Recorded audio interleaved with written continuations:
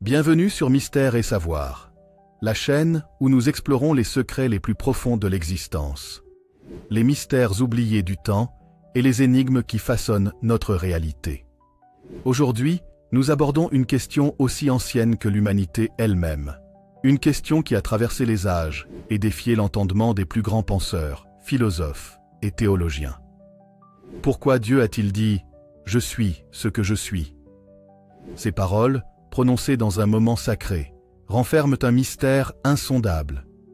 Sont-elles une clé ouvrant les portes de l'absolu, une vérité ultime sur l'origine de l'être, ou bien un message caché destiné à ceux qui osent chercher la véritable nature de l'existence?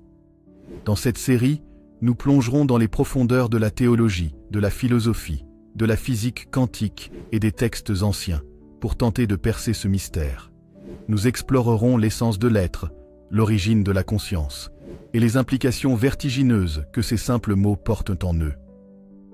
Si vous aimez les sujets profonds, les découvertes fascinantes et les révélations qui changent notre perception du monde, alors abonnez-vous à Mystère et Savoir, activez la cloche pour ne rien manquer et likez cette vidéo pour soutenir le partage du savoir. Préparez-vous, car ce voyage va vous emmener bien au-delà de tout ce que vous pensiez savoir. Et maintenant, plongeons ensemble dans l'un des plus grands mystères de l'humanité. L'histoire commence il y a plusieurs millénaires, au cœur d'un désert brûlant où le sable danse sous les rafales d'un vent ancien. Un homme, exilé et errant, marche seul au pied d'une montagne que l'on nommera plus tard le mont Horeb. Cet homme, Moïse, porte en lui une destinée qu'il ignore encore. Sa vie est une succession d'exils et de questionnements. Il a fui l'Égypte, abandonnant une existence de prince pour celle d'un berger anonyme. Mais ce jour-là, tout allait changer. Alors qu'il mène son troupeau sur les flancs rocailleux, ses yeux sont attirés par une vision étrange. Un buisson enflammé qui ne se consume pas. Intrigué, il s'approche et, soudain, une voix s'élève du cœur du brasier. Une voix qui n'a ni origine, ni écho, mais qui résonne dans l'air et dans l'âme. « Moïse, Moïse !» Il s'arrête net, le souffle coupé. Ce n'est pas une hallucination, ni un rêve. La présence est réelle, imposante. Une force indicible émane de ce feu mystérieux, une puissance qui transcende le temps et l'espace. Moïse répond, tremblant, « Me voici !» Alors, la voix prononce des paroles qui changeront l'histoire. « Ôte tes sandales, car le lieu où tu te tiens est une terre sacrée. » Moïse s'exécute, le cœur battant, puis tombe à genoux. La voix continue, « Je suis le Dieu de tes pères, le Dieu d'Abraham, d'Isaac et de Jacob. » Un frisson traverse Moïse.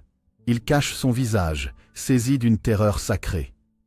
C'est alors que l'Éternel lui confie une mission inimaginable, retourner en Égypte et libérer son peuple de l'oppression. Mais Moïse, homme simple et craintif, hésite.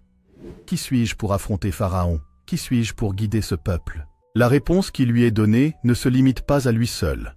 Elle transcende l'individu. C'est une révélation sur l'essence même de l'existence. Je suis avec toi. Mais Moïse ne se satisfait pas de cette réponse. Il sait que les Hébreux lui poseront une question fondamentale. Quel est le nom de ce Dieu qui m'envoie? Alors, la voix répond par une phrase qui résonnera à travers les âges. Je suis ce que je suis. C'est ici que naît l'un des plus grands mystères de l'humanité. Cette déclaration, bien plus qu'un simple nom, est une clé, un concept, un dévoilement de l'être absolu. Mais que signifie-t-elle vraiment? Lorsque Dieu se nomme ainsi, il ne donne pas un nom comme les autres divinités des panthéons antiques. Il ne se définit pas par un attribut, Dieu du ciel, Dieu de la guerre, Dieu de la sagesse, mais par l'existence elle-même. Je suis ce que je suis signifie à la fois je suis l'être, je suis l'existence pure, je suis la source de tout ce qui est. Dans la pensée hébraïque, cette phrase est traduite par Ehyeh Asher Ehyeh, une construction verbale qui exprime une forme d'être à la fois présente, continue et future. Elle est un paradoxe en soi. Un nom qui n'est pas un nom, une définition qui échappe à toute définition. Plongeons plus profondément dans les implications de cette révélation. Depuis l'Antiquité, les philosophes ont cherché à comprendre la nature de l'être. Parménide, l'un des premiers métaphysiciens grecs, affirmait que l'être est et le non-être n'est pas. Cette idée rejoint d'une certaine manière la déclaration divine. Il existe une réalité ultime, absolue, qui ne dépend de rien d'autre pour exister. Aristote, plus tard, développera la notion de l'être en tant qu'être, une réalité qui ne peut être réduite à autre chose. Puis viendra Plotin, qui parlera de l'un, la source première de tout ce qui existe. Mais bien avant eux, dans ce désert brûlant, une voix avait déjà exprimé cette vérité fondamentale. Si Dieu est celui qui est, alors il est la cause première, l'origine de tout, l'essence même de la réalité. Il n'est pas simplement un être parmi d'autres, mais l'être absolu. Mais cette déclaration va encore plus loin.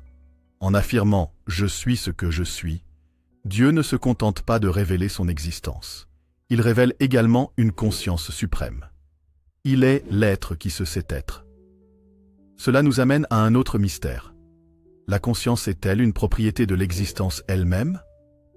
Dans la tradition mystique juive, notamment dans la Kabbale, l'être divin est souvent associé à l'Ein Sof, l'infini, un principe qui englobe tout, mais qui est également caché et inatteignable dans son essence ultime. Pourtant, cet infini choisit de se révéler sous une forme intelligible à l'homme. C'est ici que nous abordons un paradoxe fascinant. Comment l'infini peut-il se manifester dans le fini? Comment l'être absolu peut-il interagir avec le monde matériel? Cette question nous mène à un autre aspect essentiel. Lorsque Dieu dit « Je suis ce que je suis », il ne fait pas qu'énoncer son nom. Il exprime un pouvoir créateur. Dans la tradition biblique, la parole divine est performative. Elle crée ce qu'elle exprime. Au commencement, Dieu dit que la lumière soit, et la lumière fut. Le Verbe n'est pas une simple communication, il est un acte de création. Ainsi, lorsque Dieu se nomme lui-même, il ne fait pas qu'affirmer son existence. Il manifeste une présence active dans le monde. Il se définit comme celui qui agit, qui fait être tout ce qui existe. Mais cette révélation pose une autre question vertigineuse. Si Dieu est l'être absolu, quelle est la nature de notre propre existence? Sommes-nous réels en nous-mêmes, ou ne sommes-nous que des reflets d'un être plus grand? Ce questionnement nous emmène vers la suite de notre exploration. L'être et l'humanité. Qu'est-ce que l'homme dans ce grand mystère? Si Dieu est l'être absolu, qu'en est-il de nous, les êtres humains? Quelle est notre place dans cette réalité infinie? Sommes-nous des fragments de l'être divin, ou bien de simples créatures séparées de lui? La question de l'homme face à l'être est l'un des plus grands dilemmes philosophiques et théologiques. L'idée que l'homme est créé à l'image de Dieu. Les implications métaphysiques de cette ressemblance. L'homme comme être conscient et créateur. L'épreuve du libre arbitre et son lien avec l'être absolu. Dans la Genèse, il est dit « Faisons l'homme à notre image, selon notre ressemblance ». Genèse 1,26. Que signifie cette déclaration? Est-ce une simple métaphore ou bien une vérité fondamentale sur notre nature? Depuis les temps anciens, cette phrase a été interprétée de multiples manières. Certains y voient une simple supériorité intellectuelle de l'homme sur les autres créatures. D'autres, une connexion ontologique entre l'être humain et Dieu. Dans la tradition chrétienne, cette ressemblance n'est pas seulement physique ou morale, mais aussi spirituelle. L'homme ne serait pas qu'une simple création, mais une créature investie d'une étincelle divine. Cette idée se retrouve également dans la Kabbale juive, où l'âme humaine est décrite comme un reflet de l'Ein Sof, l'infini divin. Mais si nous sommes à l'image de l'être absolu, qu'est-ce qui nous distingue alors de lui? L'une des caractéristiques les plus fascinantes de l'être humain est sa conscience. Nous sommes capables de nous interroger sur notre propre existence, de réfléchir sur le sens de la vie et de concevoir des réalités qui dépassent notre perception immédiate. Descartes, le célèbre philosophe, a formulé la célèbre maxime « Je pense, donc je suis ». Cette phrase souligne une vérité essentielle. Notre conscience atteste de notre être. Mais cette conscience nous éloigne-t-elle de Dieu? Ou bien est-elle une preuve de notre connexion avec l'être absolu? Dans la tradition soufie, on retrouve l'idée que l'homme est un miroir dans lequel Dieu se contemple. Selon ce concept, notre existence ne serait pas une séparation d'avec l'être, mais plutôt une expression de celui-ci. Si nous avons été créés à l'image de l'être suprême, nous possédons également une caractéristique fondamentale, le libre arbitre. Cette capacité de choisir est essentielle dans la théologie et la philosophie morale. Dans la Bible, Adam et Ève sont confrontés à un choix fondamental dans le jardin d'Éden. Suivre la voie divine ou désobéir. Ce récit illustre la liberté humaine et ses conséquences. Le libre arbitre nous confronte à une question majeure. Sommes-nous libres de nous éloigner de l'être absolu?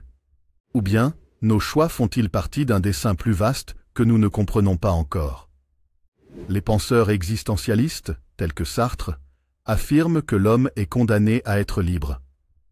Nous devons choisir notre propre essence, ce qui nous place devant une responsabilité vertigineuse. En d'autres termes, nous devons construire notre être à travers nos choix. Si Dieu est l'être absolu et l'origine de toute chose, alors l'homme, créé à son image, possède également une capacité créatrice. Cela ne signifie pas seulement la création artistique ou technique, mais aussi la capacité d'imaginer et de façonner sa propre réalité. Dans plusieurs traditions mystiques, il est dit que nos pensées et nos paroles possèdent un pouvoir créateur. De même que Dieu a créé le monde par le Verbe, que la lumière soit, l'homme, par sa parole et ses actes, participe à l'édification du monde. Cette idée rejoint certains principes de la physique quantique. Selon certaines théories, l'observateur influence la réalité qu'il perçoit. Ce concept rappelle étrangement la notion spirituelle selon laquelle notre conscience façonne le monde. Depuis l'aube des civilisations, l'homme cherche à comprendre son rôle dans l'univers. Cette quête du sens est le moteur des religions, des philosophies et même des sciences. Nous avons vu que nous sommes liés à l'être absolu, mais notre condition humaine nous pousse à nous interroger sans cesse sur notre propre essence. Cette quête peut être perçue comme un appel à retrouver notre véritable nature. Dans la tradition chrétienne, le Christ est présenté comme celui qui réconcilie l'homme avec Dieu, celui qui permet à l'humanité de retrouver l'être dans sa plénitude. Dans l'hindouisme, la notion d'Atman, le soi intérieur, est considérée comme une émanation du Brahman, l'être absolu.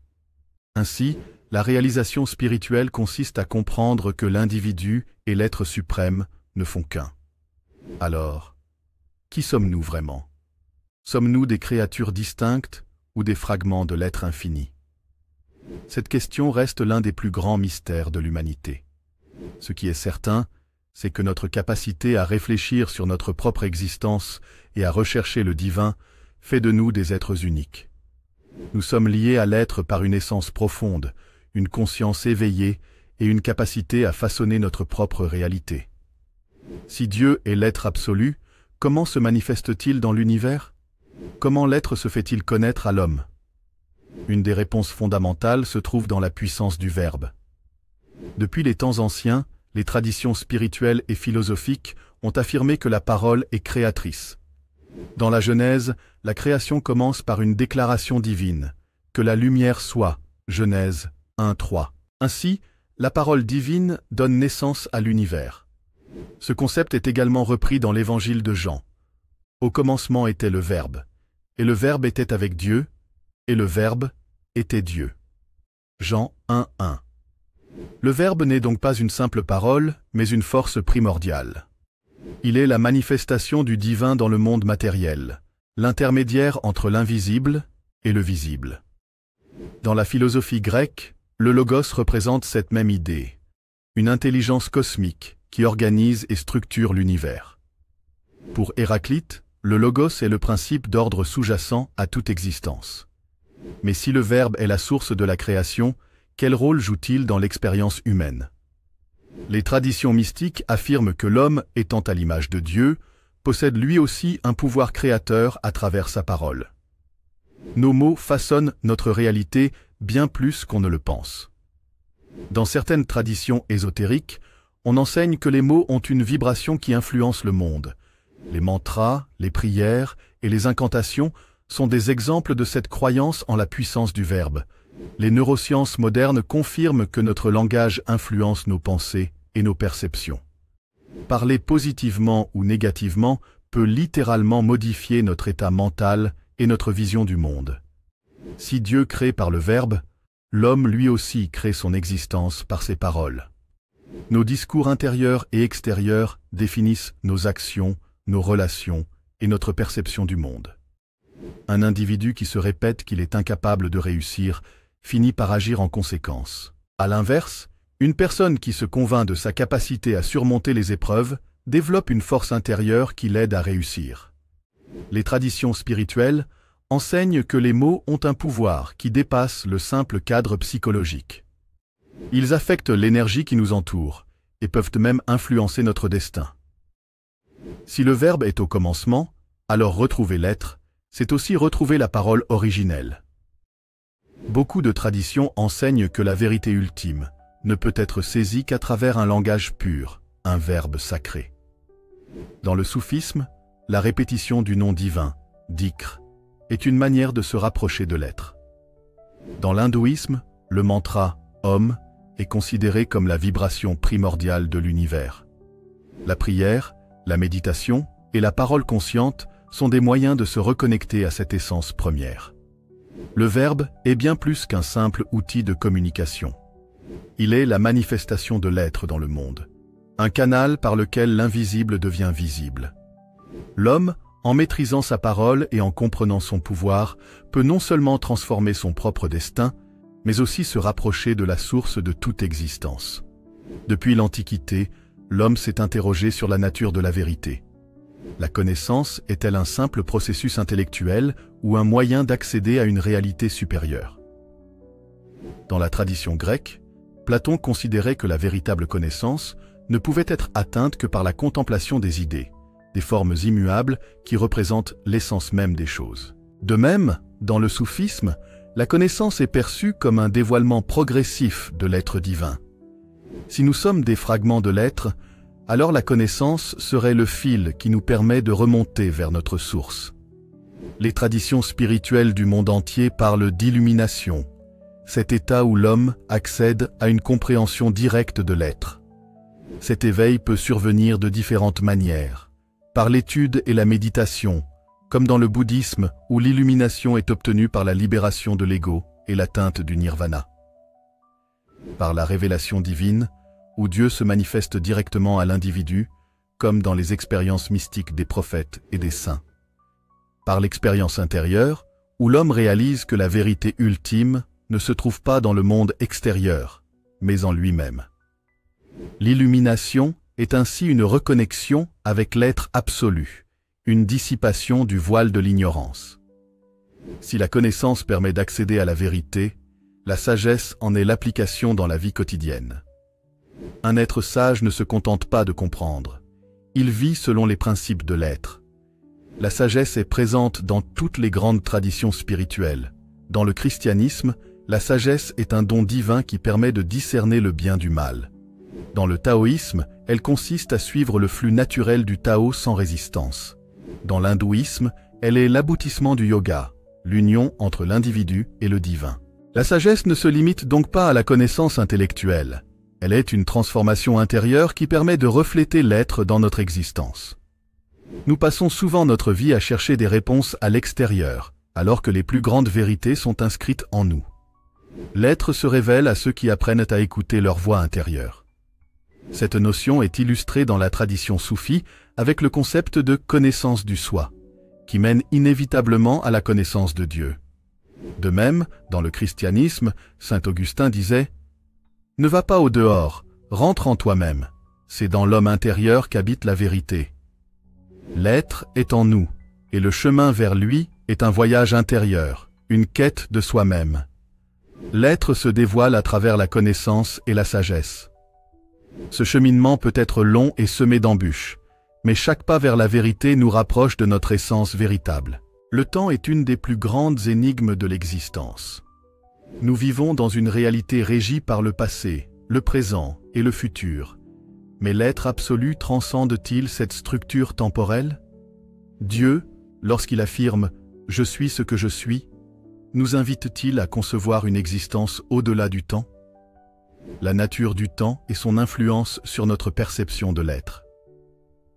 Les visions philosophiques et spirituelles du temps et de l'éternité. L'être est-il soumis au temps ou en dehors de lui? Les expériences mystiques et la perception de l'intemporel. Les implications du temps et de l'éternité sur notre existence. Depuis l'Antiquité, les penseurs se sont interrogés sur la véritable nature du temps. Est-il une simple illusion, une construction de l'esprit humain ou une réalité immuable? Platon considérait le temps comme une image mobile de l'éternité, un reflet imparfait du monde des idées. Dans la philosophie hindoue, le temps est perçu comme une illusion, maya, qui voile la nature véritable de l'être. Les découvertes modernes en physique viennent renforcer cette perspective. Selon la relativité d'Einstein, le temps est relatif et malléable, dépendant de la vitesse et de la gravité. Mais alors, si le temps est une dimension flexible, que dire de l'être suprême? Dieu se définit comme « Je suis », une déclaration qui échappe à toute temporalité. Contrairement aux êtres humains qui évoluent dans le temps, l'être absolu semble être dans un état d'existence perpétuelle. Dans les traditions monothéistes, Dieu est souvent décrit comme éternel et immuable. Il est l'alpha et l'oméga, le commencement et la fin, ce qui signifie qu'il englobe toute temporalité sans en être affecté. Dans le soufisme, il est dit que Dieu est Ad-Dar, le temps lui-même, suggérant qu'il ne subit pas le temps mais le contient en lui. Cette perspective invite à concevoir une existence où passé, présent et futur ne sont qu'un seul et même instant dans l'être divin. Les mystiques de diverses traditions rapportent des expériences où ils sortent de la perception ordinaire du temps. Ces instants d'éveil, de méditation profonde ou d'extase spirituelle révèlent une réalité intemporelle où l'individu semble fusionner avec l'être éternel. Dans le bouddhisme zen, l'illumination est souvent décrite comme un éveil à l'instant présent, un état où passé et futur disparaissent, laissant place à une perception pure de l'existence. Les expériences de mort imminente, EMI, apportent également des témoignages troublants. Beaucoup décrivent une absence totale de temps, une sensation d'éternité où tout est simultané. Cela rejoint l'idée que l'être absolu n'est pas limité par notre cadre temporel. Si l'être est intemporel, qu'en est-il de nous, qui vivons dans un monde régi par la temporalité? La peur du temps et de la mort disparaît lorsque nous comprenons que nous faisons partie d'un être éternel. L'instant présent devient le point de rencontre entre notre existence temporelle et la réalité intemporelle de l'être. La quête de sens change. Au lieu de nous attacher au passé ou d'angoisser pour l'avenir, nous cherchons à expérimenter pleinement l'être ici et maintenant. Depuis toujours, l'homme cherche à retrouver son lien avec l'être suprême. Les traditions spirituelles et philosophiques proposent divers chemins. La voie de la connaissance. Jnana Yoga, philosophie platonicienne, gnose. Comprendre la nature de l'être par la raison et l'étude. La voie de l'amour, Bhakti Yoga, soufisme, christianisme mystique. Fusionner avec l'être à travers l'amour divin et la dévotion. La voie de l'action, Karma Yoga, Dharma hindou, service aux autres. Atteindre l'être en servant et en transcendant l'ego par l'action désintéressée. La voie de la méditation et du silence intérieur, bouddhisme, taoïsme, ascèse chrétienne. Se plonger dans le silence pour découvrir l'être en soi. Tous ces chemins convergent vers une seule et même vérité. L'homme et l'être ne font qu'un, mais l'illusion du moi nous en sépare. Pour retourner à l'être, certaines disciplines sont recommandées. La méditation permet de calmer l'esprit et de percevoir la nature véritable de l'existence. La prière et l'adoration ouvrent le cœur à la présence de l'être absolu. L'étude des textes sacrés et philosophiques éclaire l'intellect et dissipe les illusions. L'ascèse et la purification détachent l'homme des distractions matérielles pour qu'il puisse se concentrer sur l'essence. Le service désintéressé libère de l'ego et rapproche du divin par l'amour des autres. Toutes ces pratiques ne sont pas des fins en soi, mais des outils pour dissiper le voile de l'illusion et nous reconnecter à l'être. Beaucoup de mystiques ont témoigné que l'ultime chemin vers l'être passe par l'amour inconditionnel. L'amour transcende la raison, l'espace et le temps, et permet une union directe avec la source divine. Dans le soufisme, Rumi déclare « L'amour est le pont entre toi et tout ». Dans le christianisme, Jésus enseigne « Dieu est amour, celui qui demeure dans l'amour demeure en Dieu, et Dieu demeure en lui ». 1 Jean 4, 16. L'amour véritable n'est pas seulement une émotion humaine, mais une force cosmique qui dissout les barrières entre l'homme et l'être. De nombreux sages et mystiques rapportent des expériences où ils se sont sentis dissous dans l'être absolu, ne faisant plus qu'un avec la totalité de l'existence. Ces expériences peuvent survenir dans la méditation profonde, la prière intense, ou parfois spontanément. Lors de ces instants, toute dualité disparaît. Il n'y a plus d'individu et de divinité séparés. Le temps et l'espace s'effacent. L'être humain réalise qu'il est et a toujours été partie intégrante de l'être suprême. C'est ce que l'on nomme l'illumination, l'éveil, ou encore l'extase divine. Le retour à l'être signifie la dissolution complète de l'illusion du moi. L'ego est ce qui nous maintient dans la séparation et la souffrance. En le transcendant, nous retrouvons notre nature véritable. C'est pourquoi dans le bouddhisme, le nirvana est défini comme l'extinction du soi illusoire. Dans l'hindouisme, le moksha est la libération du cycle des renaissances par la réalisation de l'unité avec Brahman. Dans cette perspective, la mort physique n'est pas la fin, mais simplement une transition vers un état où l'ego n'a plus d'emprise et où l'être absolu est pleinement réalisé. Le voyage vers l'être n'est pas une quête extérieure, mais un retour à soi-même. L'homme est déjà en Dieu, et Dieu est déjà en l'homme. Ce n'est que l'illusion de la séparation qui nous empêche de le voir. Ainsi s'achève ce voyage à travers les profondeurs de l'existence et de la conscience. L'invitation finale est simple. Osez plonger en vous-même. Osez écouter cette voix intérieure qui murmure « Je suis ». Car en comprenant pleinement ces mots, vous comprendrez tout. Votre présence et votre attention tout au long de cette exploration de l'être nous honorent. Si vous avez trouvé ce contenu inspirant et éclairant, n'hésitez pas à liker, commenter et partager cette vidéo. Abonnez-vous à la chaîne Mystère et Savoir pour ne rien manquer des prochains récits et réflexions profondes sur les mystères de l'existence. Merci encore, et que votre quête vers la vérité et l'être vous guide vers la lumière intérieure.